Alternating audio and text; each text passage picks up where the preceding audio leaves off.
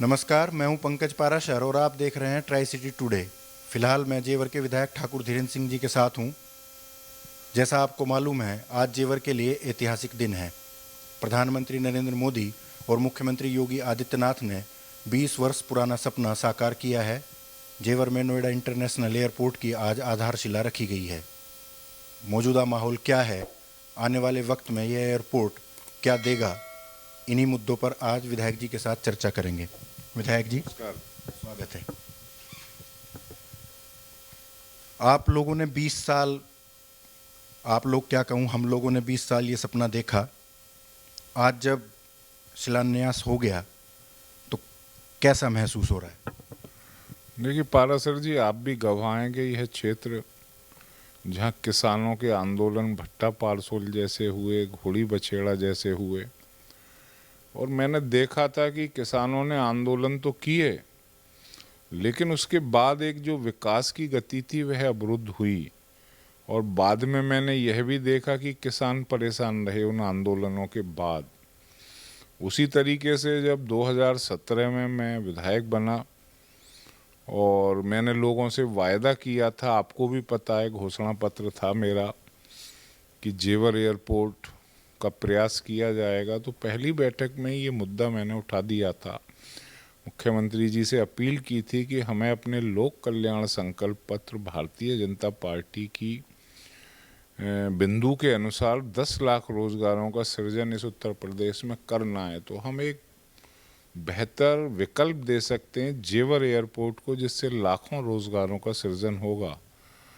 प्रदेश के मुख्यमंत्री की सोच के लिए मैं उन्हें सलाम करता हूं कि उन्होंने इस प्रस्ताव को बहुत गंभीरता से लेते हुए एयरपोर्ट संबंधी सारी पत्रावलियां तैयार करा के भारत सरकार से इसकी टाइमलाइन में मंजूरी कराई।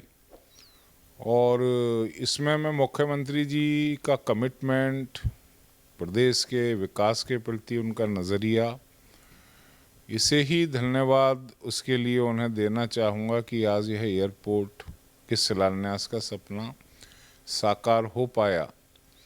आपको ये भी जानकारी है, 2018 में ये कयास लगाए जाने लगे थे कि संभवतः एयरपोर्ट हरियाणा के हिसार न चला जाए। क्योंकि मेरे सत्र का समय था, यहाँ से खबरें आने लगी थी कि किसान सहमति नहीं दे रहे।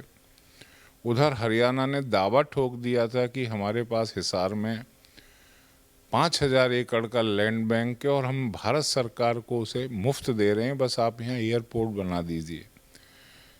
तो उस वक्त जब मैंने ये समाचार सुना तो मुझे बड़ा झटका लगा, क्योंकि बचपन में मैं देखता था कि क्षेत्र के मेरे नौजवान साथी या ऐसे लोग जिन्हें नौकरियां यहाँ नहीं मिलती थीं, वो सुबह 4 बजे उठकर नौकरी के लिए चोला रेलवे स्टेशन जाते थे, धनकौर जाते थे, और ट्रेन पकड़ने के बाद अपने ऑफिस पहुंचकर रात को 10 बजे वापस लौटते थे। तो उनकी क्या पारिवारिक ज़िंदगी होगी, 1-2 घंटे 2-4 घंटे सोने के बाद 3 बजे सुबह उन्हें उठना, ये उनकी दिनचर्या रहती थी।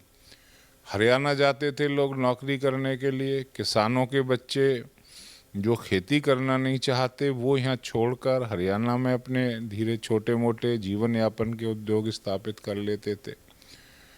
आवागमन के साधन नहीं थे, तो एक शुरू से पीड़ा मेरे हृदय में ये रहती थी कि आखिर जो साधन यहाँ नहीं है वह इस क्षेत्र में कब उपलब्ध होंगे, यहाँ के नौजवान भी अपने आसपास रोजगार प्राप्त कर पाएँ। तो जब मैं विधायक बना, वो जो बचपन की पीड़ा मेरे हृदय में थी, उसने जज्बे का काम किया मेरे लिए, और मैं लौटा विधानसभा के सत्र से। किसानों को मैंने समझाया, हो सकता है आपको मुआवजा कम लग रहा हो, लेकिन यह हमारे क्षेत्र के लिए एकमात्र ऐसा साधन है जो यहाँ की तस्वीर को बदल देगा। भविष्य में नौजवान जो हमारे लड़के हैं, उनके लिए बहुत सारे साधन कमाई के उपलब्ध हो जाएंगे, उनका स्वर्णिम भविष्य होगा। बहुत सारी ऐसी बातें जब मैंने किसानों को समझाई, और जो उनकी क्वेरियां थी नए भूमि अधिग्रहण कानून को लेकर, उन सारी शंकाओं का भी समाधान किया। और मैं एहसानमंद हूँ कि उन किसानों का जिन्होंने अपने विधायक पर यकीन किया, क्योंकि उस वक्त मैं डरता था कि कहीं इनके यकीन को मेरे द्वारा ठेस ना पहुंच जाए। आपको याद होगा कि भट्टा पारसोल आंदोलन में मैं किसानों के मुआवजे की लड़ाई लड़ता था बढ़ाने की, और अब विधायक बनने के बाद मैंने मुआवजे की लड़ाई छोड़कर क्षेत्र के विकास की लड़ाई लड़ी। तो ये अंतर्द्वंद मेरे हृदय में था। मैं सोचता था क्या करूं, लेकिन विकास ने उस पर विजय पाई और मैंने निश्चय किया नहीं, मुझे किसानों को समझाना चाहिए। क्योंकि उस वक्त यहाँ जो ज़मीनों के रेट थे 1-2 लाख 4 लाख रुपए बीघा थे।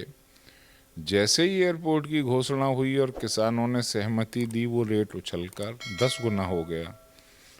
तो यह समझ में आया कि भाई क्षेत्र में तो एक साथ ज़मीनों की कमी पड़ गई, क्योंकि एयरपोर्ट की घोषणा के बाद पूरी दुनिया की निगाह यहाँ जम गई और ये पसंदीदा क्षेत्र बनने लगा औद्योगिक निवेश का। तो फिर सभी लोगों को एहसास हुआ कि यह माध्यम बन सकता है उत्तर प्रदेश के विकास का। यह जो विदेशी मुद्रा भंडार है देश के लिए, विदेशी निवेश जो भी आएगा इस क्षेत्र में, यह मजबूती प्रदान कर सकता है विदेशी मुद्रा भंडार के लिए। क्योंकि आपने देखा होगा कोरोना काल में 2 कोरोना की लहर आई, जब पूरी दुनिया आर्थिक मंदी के दौर से गुजर रही थी, उस वक्त भी यहाँ इन्वेस्टरों ने काफ़ी ज़मीनें खरीदी प्राधिकरण के माध्यम से। आज वह दिन आया कि जब देश के प्रधानमंत्री, और वो भी नरेंद्र मोदी, जो सर्वमान्य और सबसे ताकतवर नेता के रूप में उभरने लगे हैं दुनिया में, वह उस जेवर की सरजमी पर आए जहाँ से जाने के लिए रास्ते नहीं थे, जहाँ एजुकेशन नहीं थी, जहाँ रोज़गार के साधन नहीं थे। और सबसे बड़ी बात पारासर जी, यह देश 1947 में आज़ाद हुआ और आज़ादी के बाद से इस जेवर विधानसभा में मुल्क का कोई भी प्रधानमंत्री नहीं आया। तो यह कितने गौरव की बात थी। और 25 नवंबर का दिन जेवर के इतिहास की कितनी बड़ी घटना है, यह आप भी जान सकते हैं और मैं भी समझ सकता हूँ। आज मैंने सड़कों पर जो उत्साह देखा जेवर के लोगों का, उन्होंने इसे उत्सव के रूप में मनाया। जैसे दीपोत्सव मना अयोध्या में, जेवर में आज जेवर उत्सव मनाया गया। और उस क्षण का हम हिस्सा बने, उस शिलान्यास का हम हिस्सा बने, मैं और मेरे क्षेत्र के लोग, जो इस क्षेत्र की दिशा और दशा दोनों को बदलने वाला होगा। आज मैंने वहाँ बैठे देखा बहुत सारे विदेशी प्रतिनिधि मंडल के लोगों को, तो मुझे बड़ी खुशी हुई कि देखिए स्विट्ज़रलैंड और यूरोप के लोग आज मेरे जेवर की उस सरजमी पर बैठे हुए हैं जहाँ आने के लिए रास्ते नहीं थे। तो आप समझ सकते हैं कि इससे ज़्यादा मेरे पास शब्द नहीं होंगे बयां करने के। हर प्रतिनिधि की इच्छा होती है कि उसका क्षेत्र में तरक्की हो, नौजवानों के लिए रोज़गार के साधन हों, लोगों का जीवन स्तर उन्नत हो। क्योंकि जहाँ तक मैंने राजनीति को समझा है, मेरा तो मकसद यही है कि लोगों का उद्धार हो, क्षेत्र का उद्धार हो, लोग आगे बढ़ें।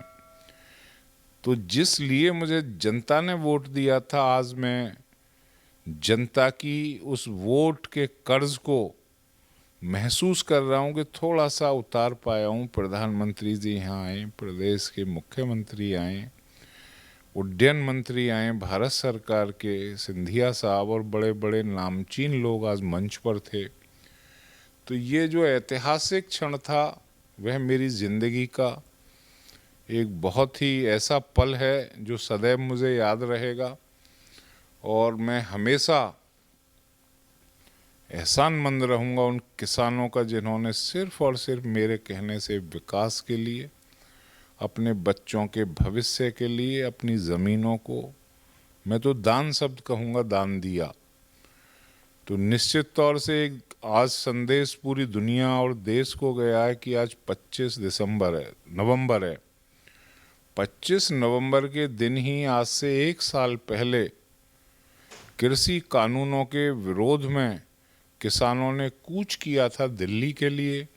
आज मैंने नज़ारा देखा कि किस तरीके से जेवर के किसानों ने कूच किया उस नरेंद्र मोदी जी की अगवानी के लिए, जो इस क्षेत्र के लिए एक ऐसी सौगात लेकर आए जिसका कर्ज यह क्षेत्र कभी नहीं उतार पाएगा।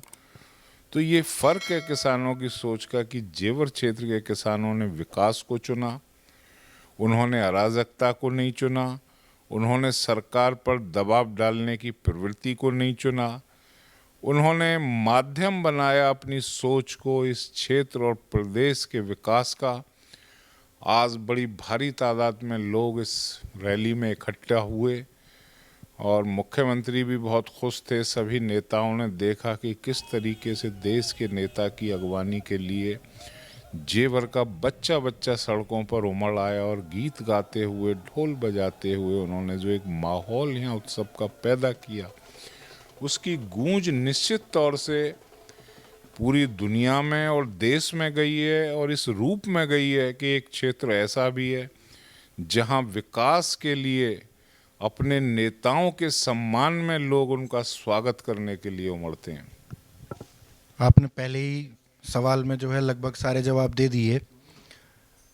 मैं एक सवाल मेरा अगला ये है कि पिछली बार चुनाव में आपने वादा किया हम जेवर एयरपोर्ट लेके आएंगे, नया चुनाव आते आते वो पूरा होने जा रहा है।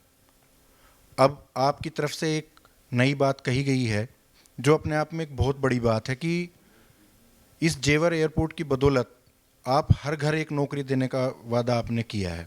तो इसका रोड मैप क्या है? निश्चित तौर से यह मेरा इरादा भी है कि मैं हर परिवार के एक बच्चे को नौकरी उसकी योग्यता अनुसार दिलवाऊं। क्योंकि मैं आज यहाँ का विधायक हूँ, जो मेरा 4.5 साल का पीरियड है उसमें एक बीज का रोपण किया गया जेवर विधानसभा में, जो पौधा बना है आज, और आने वाले दिनों में वह पौधा पेड़ बनेगा जिससे फल मिलेंगे और छाया प्रदान होगी पूरे क्षेत्र को। थोड़ा सा आप इंतज़ार कीजिए, यहाँ जो उद्योग धंधे लग रहे हैं वह काफ़ी हैं यहाँ के नौजवानों को रोज़गार देने के लिए। और मैं आपको यह भी बता दूं कि ऐसे उद्योग यहाँ लग रहे हैं जो हम स्थानीय महिलाओं को भी 70% रोज़गार दे पाएँ। बस थोड़े इंतज़ार की ज़रूरत है। जहाँ 74 साल मेरे क्षेत्र ने इंतज़ार किया है, तो मैं भी अब थोड़ा सा इंतज़ार कर रहा हूँ और उनसे भी यही कह रहा हूँ, आप इंतज़ार कीजिए। अब ये वृक्ष बनने जा रहा है, हमारा लगाया हुआ बीज। और यह इस क्षेत्र को ही नहीं बल्कि मैं तो यह दावा करता हूँ कि आसपास के जिलों और प्रांतों को भी इसकी जो छाया और फल हैं वो मिलेंगे और हमारा क्षेत्र माध्यम बनेगा पूरे उत्तर भारत की खुशहाली का। और उसमें सबसे बड़ा योगदान कहा जाएगा इस क्षेत्र के किसानों को। ये लाइफ टाइम प्रोजेक्ट है और चुनाव आते रहेंगे जाते रहेंगे और तमाम घटनाएं होती रहती हैं, लेकिन इतने बड़े एयरपोर्ट, इतने बड़े मेगा स्ट्रक्चर जो है बार बार खड़े नहीं होते। नकारात्मक सवाल मुझे नहीं पूछना चाहिए, लेकिन फिर भी पिछले कुछ दिनों से क्या उत्तर प्रदेश में एक नई रवायत शुरू हुई है, नकारात्मक राजनीति कहते हैं सत्ता पक्ष उसको, विपक्ष कहता है कि हमारे क्रेडिट को छीना जा रहा है। तो क्या वजह रही कि अब तक एयरपोर्ट को इतना डिले हो गया? क्या इसका वास्तव में चुनावी लाभ उठाने की भाजपा ने कोशिश की आप लोगों ने, या ये जो है केवल एक आरोप मात्र है? देखिए, कोरोना की 2 लहर आई, उसके बावजूद भी मुख्यमंत्री कमिटेड रहे इस प्रोजेक्ट के लिए। आप जानते हैं कहीं जब अंतर्राष्ट्रीय एयरपोर्ट बनता है तो भारत सरकार के बहुत से विभागों से, वो रक्षा विभाग हो, पर्यावरण हो, बहुत सारे ऐसे विभाग हैं जिनसे मंजूरी लेनी पड़ती है।